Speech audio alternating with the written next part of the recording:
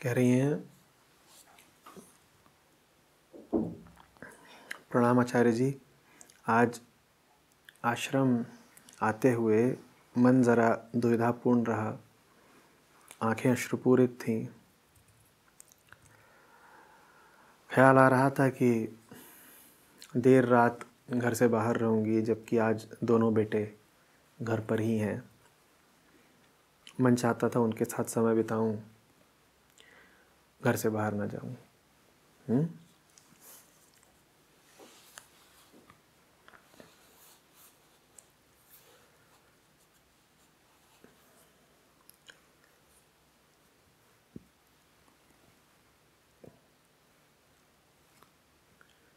जो आप अपने आप को मानते हैं उसी के अनुसार आपको विचार आते हैं।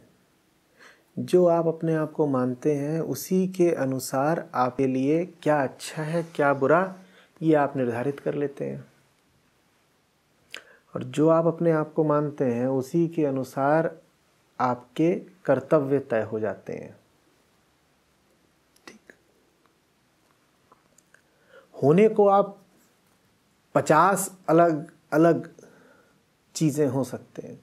होने को आपकी न जाने कितनी भांति भांति की पहचानें हो सकती हैं,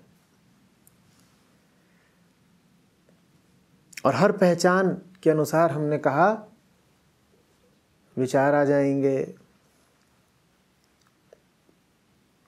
अच्छे बुरे सही गलत का ख्याल पैदा हो जाएगा, भावनाएं उठने लगेंगी, कर्तव्य और कर्म निश्चित हो जाएंगे।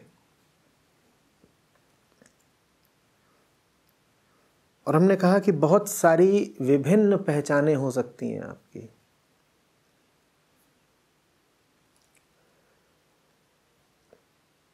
तो विचार तो बाद की बात है, विचार तो आपकी पहचान की छाया है।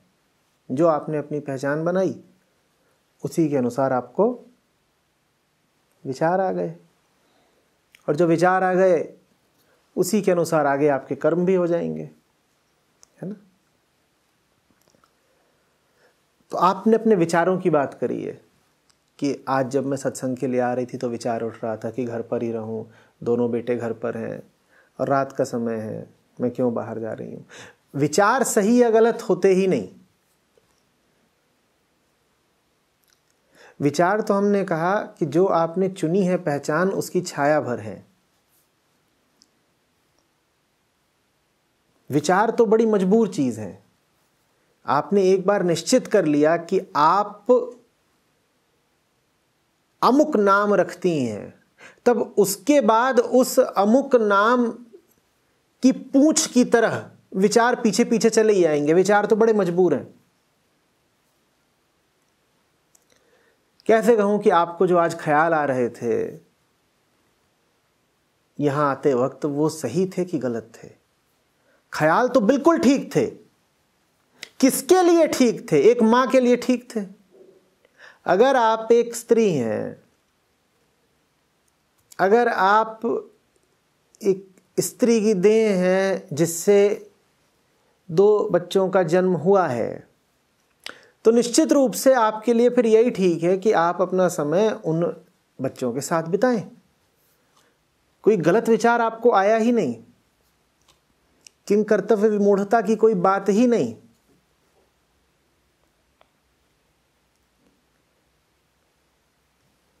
एक मां को क्या शोभा देता है? बच्चे के साथ होना। मां और क्या करेगी? मां का अर्थ ही है वो जीव जिसके पास बच्चा हो। तो मां की पहचान तो जुड़ी ही किसके साथ है? न पति के साथ, न पिता के साथ, न अड़ोसी के साथ, न पड़ोसी के साथ। मां की पहचान निश्चित रूप से किसके साथ जुड़ी हुई है? बच्चे के साथ। मां की पहचान तो मैंने कहा बच्चे के बाप से भी नहीं जुड़ी है, तो परमात्मा से क्या जुड़ी होगी? मां का सत्य से, परमात्मा से, मुक्ति से क्या लेना देना, मुझे बताओ। एक स्त्री है जो कहती है कि वो मां है,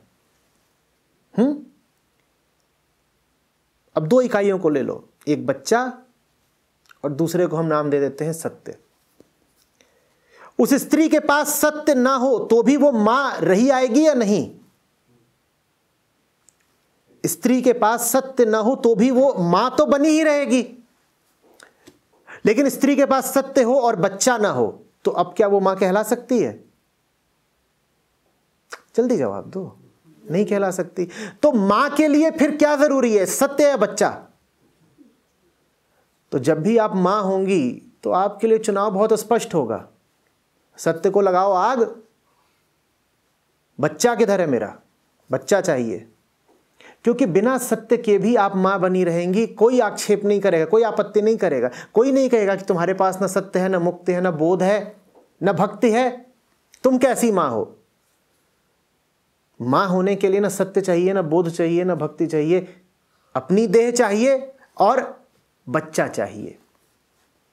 तो जब आप ये तय ही कर लें कि आप मां हैं तो उसके बाद विचारों की भी बहुत जरूरत नहीं। फिर तो निर्णय हो गया, फिर तो मामला साफ है। न सत्संग, न बोध, न भक्ति, बच्चे। और आप ये निर्णय बिल्कुल कर सकती हैं कि आप मां हैं। आप ये तय कर लें कि आप मां ही हैं तो किसी को अधिकार नहीं है आपके निर्णय को गलत ठहराने का। जीव को अस्तित्व में पूरी स्वतंत्रता है, वो अपने आप को कुछ भी मान सकता है और वो अपने आप को जो भी कुछ मानेगा उसके विरुद्ध कोई आपत्ति नहीं करने आएगा। बस अस्तित्व ने एक शर्त रख दी है कि तुम अपने आप को जो भी कुछ मानोगे उसके तुमको अंजाम भुगतने पड़ेंगे। क्योंकि जो तुम अपने आप को मानोगे उसी के अनुरूप तुम्हें विचार उठेंगे और जो तुम्हें विचार उठेंगे उसी के अनुसार तुम कर्म कर बैठोगे और जो तुम कर्म करोगे उसी के अनुसार तुम्हें मिलेगा कर्मफल। तो अपने आप को जो तुम मानना चाहते हो मानो, बस अंजाम कर्मफल भुगत लेना। आप अपने आप को एक गिलहरी मानना चाहें आप बिल्कुल मान सकती हैं और कोई तरीका नहीं है कि आपको दोषी ठहराया जा सके, क्योंकि आपको स्वतंत्रता है अपने आप को कुछ भी मानने की। मैं आपसे कहूंगा अपने आप को आप गिलहरी मान सकते हैं तो देखिए आप मुस्कुरा दिए। आपको यह बात बड़ी विचित्र लगी, कोई अपने आप को गिलहरी कैसे मान सकता है? जैसे आपको यह बात बड़ी विचित्र लगती है कि कोई अपने आप को गिलहरी कैसे मान सकता है, मुझे उससे दूनी विचित्र बात यह लगती है कोई अपने आप को मां या बाप कैसे मान सकता है। आप मुस्कुरा देते हो ये कह के कि अरे हम गिलहरी थोड़े ही हैं, हम तितली थोड़े ही हैं, हम गिरगिटान थोड़े ही हैं, हम पत्थर या पहाड़ थोड़े ही हैं। और मैं मुस्कुरा देता हूं जब आप अपने आप को कभी बताते हैं कि मैं किसी का बच्चा हूं, किसी का बाप हूं, किसी की मां हूं, किसी की पत्नी हूं।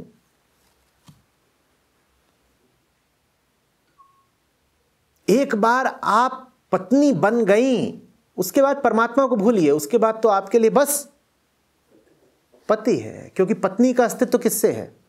पति से है। पति नहीं तो पत्नी कैसी? एक बार आपने घोषित कर दिया कि आप व्यापारी हैं तो आप सत्य को भूलिए, क्योंकि व्यापारी का अस्तित्व सत्य से नहीं है, व्यापारी का अस्तित्व व्यापार से है। अब आप अपनी दुकान पे बैठिए, छोड़िए सत्संग। इसी तरह से कुछ भी बना लिया अपने आप को आपने, तो उसके बाद आपको जीवन के ऊंचे शिखरों की बात करने की कोई जरूरत ही नहीं है। उसके बाद तो आपने जिसके संबंध में अपनी पहचान तय की है बस उससे जुड़े रहिए और किसी से नहीं। आप कहना शुरू कर दीजिए कि मैं पुरुष हूं, मैं पुरुष हूं। उसके बाद आपको अब न ग्रंथ चाहिए न गुरु चाहिए। पुरुष की पहचान तो पौरुष से है और स्त्री से है। अब वो या तो पराक्रम और पौरुष दर्शाएगा या स्त्री से नाता बिठाएगा। तुम कौन हो ये बहुत सावधानी के साथ तय करना। मैंने कहा कोई तुम्हें रोकने नहीं आएगा जब तुम अपना नाम, अपनी पहचान तय कर रहे होगे, लेकिन अंजाम तुम्हें जरूर भुगतना पड़ेगा, अंजाम से नहीं बच पाओगे। परमात्मा का खेल सीधा है, जो करना है करो, बस भुगतने के लिए तैयार रहना।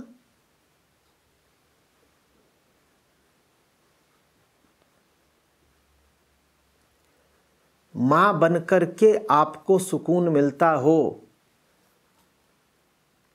तो आप सब कुछ छोड़ छाड़ करके सिर्फ मां ही बन जाएं।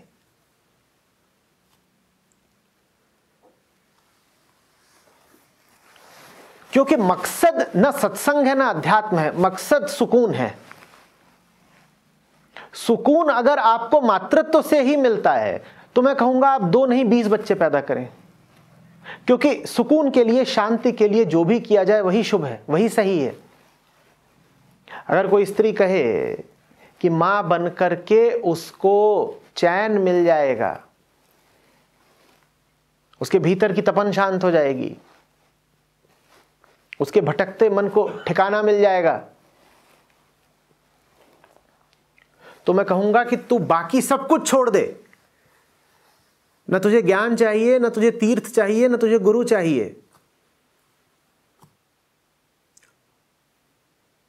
तुझे तो फिर सिर्फ बच्चे की तरफ जाना चाहिए।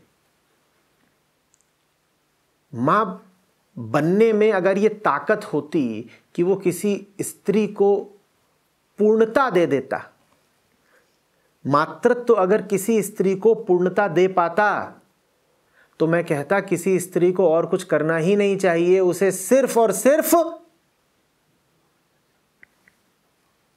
मां बनना चाहिए और मातृत्व पे गौर करना चाहिए।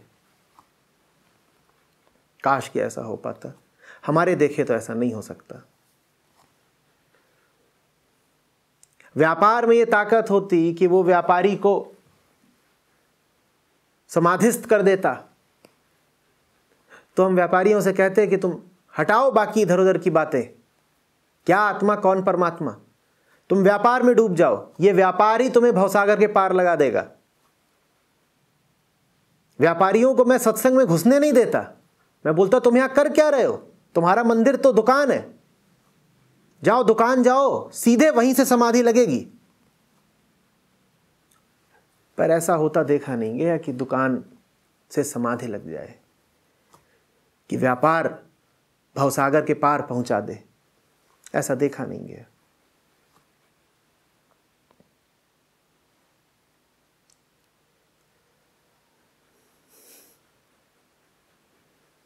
मां और बाप तो पशु भी बनते हैं ना,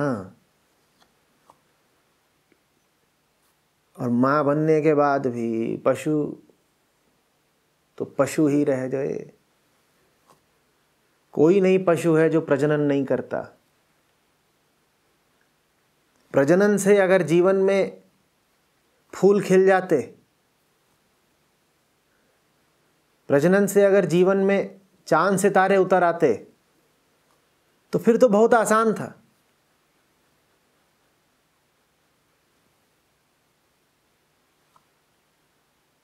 एक ही काम फिर करना है, ऐसा होता नहीं। अपनी वास्तविक पहचान को ढूंढो, इसलिए नहीं कि तुम्हें वास्तविक पहचान ढूंढ करके शांति मिल जाएगी। अपनी वास्तविक पहचान को ढूंढो इसलिए क्योंकि जो तुम्हारी वास्तविक पहचान है वही अशांत है। मैं कह ही नहीं रहा कि तुम्हारी वास्तविक पहचान ये है कि तुम आत्मा इत्यादि हो। तुम्हारी वास्तविक पहचान है कि तुम एक तड़पती हुई चेतना हो, न माँ हो, न मामा हो, न मौसा हो। ये बेकार के इधर उधर के नाम तुम चिपका के घूम रहे हो, इनसे कुछ मिलना नहीं है।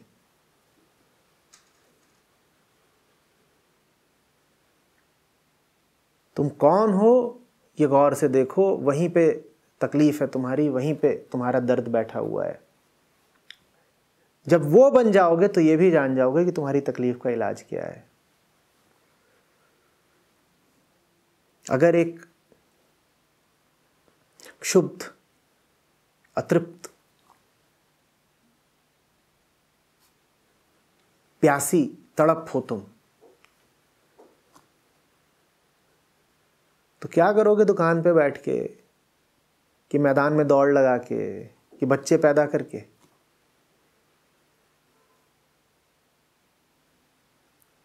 फिर तो तुम्हें कुछ और चाहिए ना।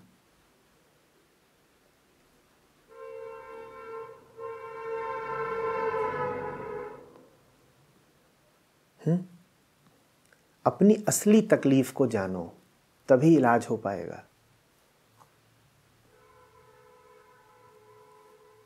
तुम्हारी असली तकलीफ अगर ये होती कि तुम्हारे पास बच्चे नहीं हैं,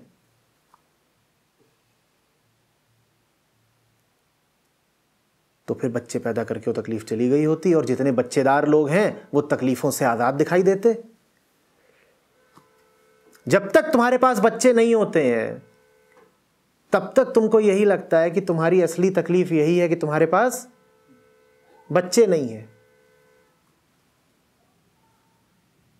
जिनके पास बच्चे नहीं हैं उनके पास जाकर देखो, वो कहेंगे और सब कुछ दिया ऊपर वाले ने, कोई कमी ही नहीं छोड़ी है, रहमत है, बरकत है, बस आंगन में किलकारियां नहीं दी। ये फिल्मी डायलॉग है।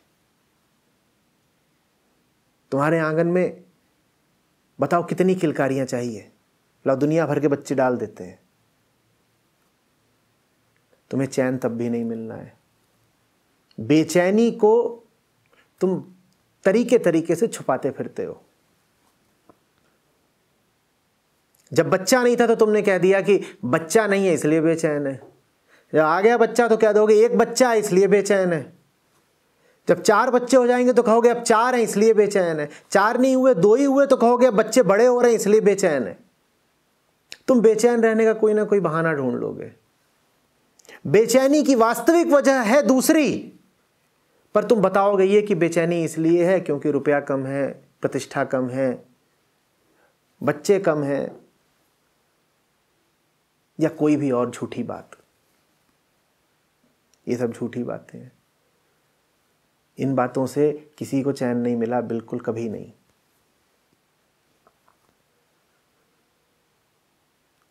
और मेरे कहे पे मत चलो, आजमा के देख लो ना। जिन जिन बातों से तुम्हें लगता हो कि तुम्हें सुकून मिल जाएगा, जाओ सबको हासिल कर लो। हासिल करने के बाद बड़ी ठंडक पड़ जाए तो कहना आचार्य जी बेवकूफ।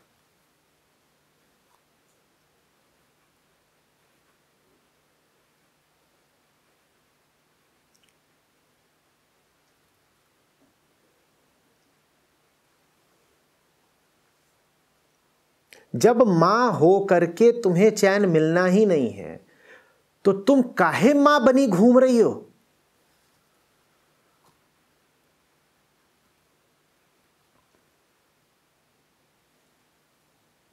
उस चीज को पकड़ो ना जिससे तुम्हारी तड़प शांत हो जाए। मां बन गई ना, बहुत चैन मिल गया। बच्चे बिल्कुल छोटे छोटे तो होंगे नहीं, कल परसों तो आप मां बनी नहीं है। बड़े बच्चे हैं, 10-15 साल आप पहले मां बनी थी, 10-15 साल बिल्कुल समाधि में बीते हैं। क्या पा लिया मातृत्व से, बताओ तो।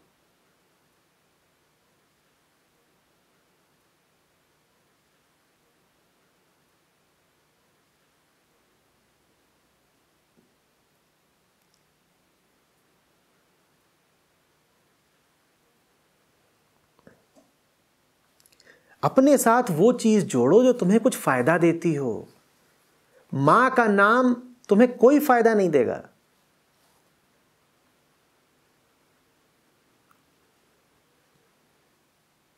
समझ लो हर पहचान एक सिम है, एक सिम कार्ड है, और तुम्हें बात करनी है ऊपर वाले से।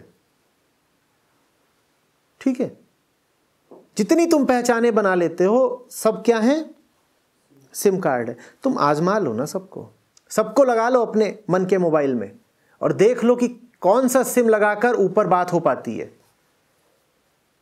मां वाला सिम खोस लो भीतर, और मैं तुम्हें बता रहा हूं सिग्नल ही नहीं है उसमें। ऊपर वाला माताओं से बात ही नहीं करता, न पिताओं से बात करता है, वो साधकों से बात करता है, वो मुमुक्षुओं से बात करता है।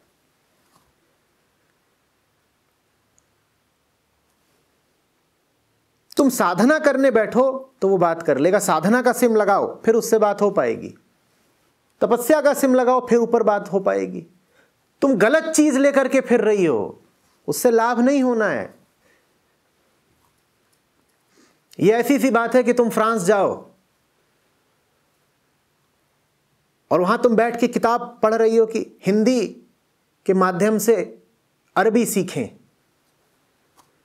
तुम जो किताब पढ़ रही हो जीवन भर भी पढ़ती रहो तो भी फ्रांस में किसी से बात नहीं कर पाओगी। किताब ही गलत है, लेकिन उस किताब से तुम्हें बड़ा मोह है। तुम लगी हुई हो एक ऐसी चीज धारण करने में जिसको धारण करने से ध्यान नहीं लगने का, जिसको धारण करने से समाधि नहीं मिलने की।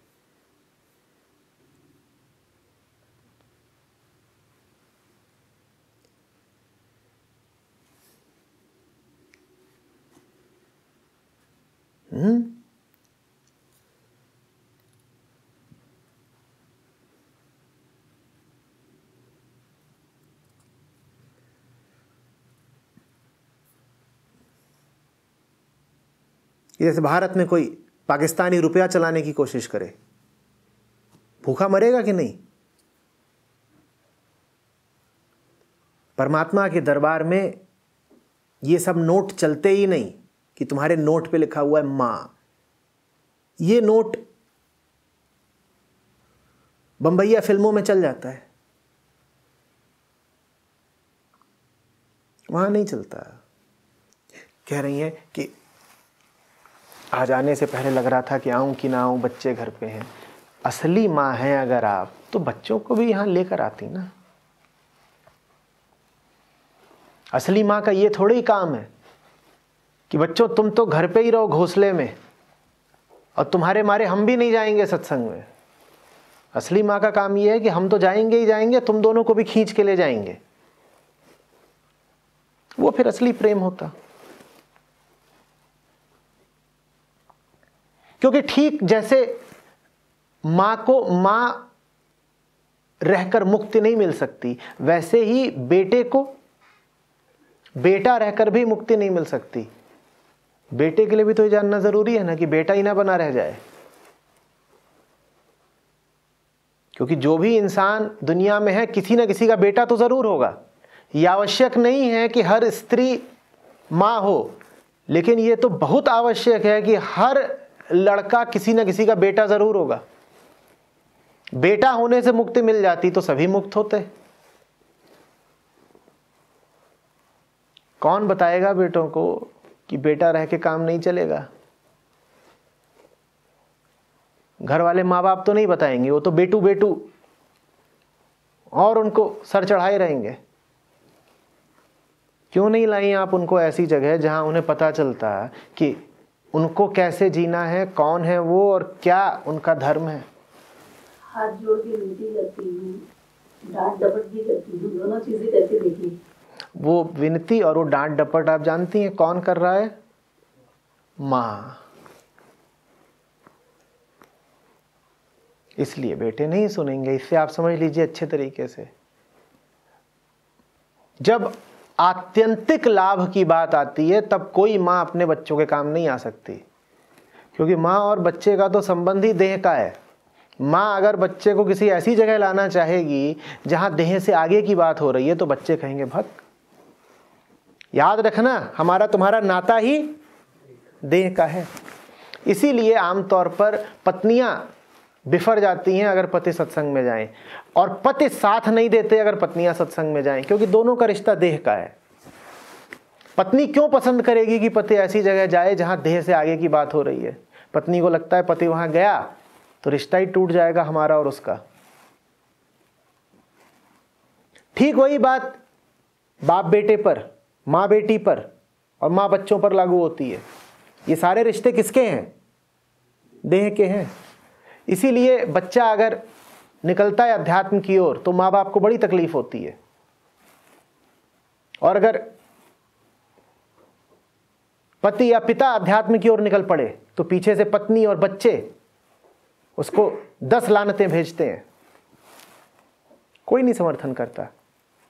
1000 में 1 घर होगा ऐसा जहां पर अगर कोई बढ़े अध्यात्म की ओर तो घर वाले उसका समर्थन करें, अन्यथा तो विरोध ही होता है। इसीलिए होता है। हालत खराब है घर की, बच्चों की ही नहीं, आपकी भी खराब है।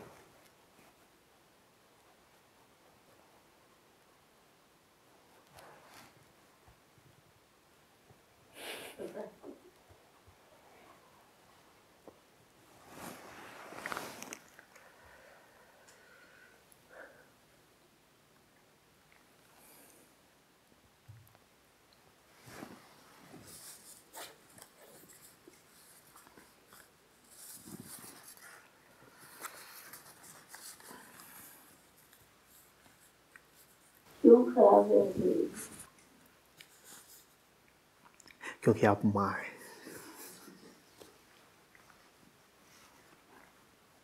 मां भी होना ठीक है, मां ही होना ठीक नहीं है। इस सूत्र को अच्छे से समझ लीजिए। मां होना आपकी एक अतिरिक्त पहचान हो सकती है, एक गौण पहचान हो सकती है,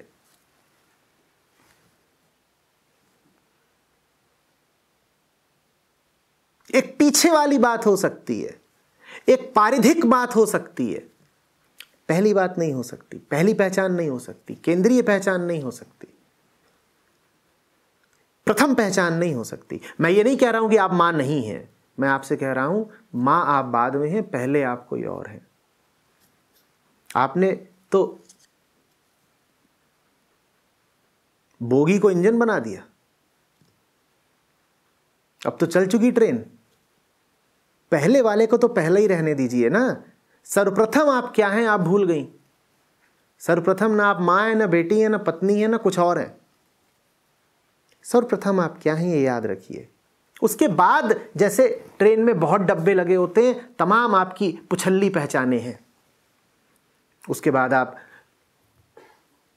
फलानी आयु की भी हैं, फलाने देश की भी हैं, फलाने धर्म की भी हैं, फलानी आय की हैं। उसके बाद आपकी अतीत के तमाम अनुभव हैं, आपकी जाति है, 50 बातें, आपकी विचारधाराएं हैं, वो सब आपकी पहचाने हैं।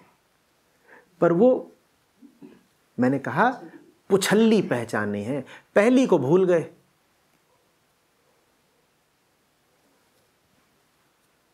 जब मैं कह रहा हूं पहले को याद रखो तो मेरा मतलब ये नहीं है कि खाली इंजन दौड़ा दो। डब्बे भी होंगे ही होंगे उसमें, पीछे वाली पहचानों को काट देने को नहीं कह रहा हूं कि तुम गए और इंजन से सारे बाकी डब्बे काट दिए और कहा बस हम एक अपूरित चेतना मात्र हैं और बाकी हमारी कोई पहचान ही नहीं है। नहीं, तुम देह भी हो। अगर देह नहीं हो तो पानी काहे पीते हो, खाना काहे खाते हो? तुम बाकी सब चीजें भी हो, अतिरिक्त रूप से हो, एडिशनली हो। उसको पहली बात मत बना लो।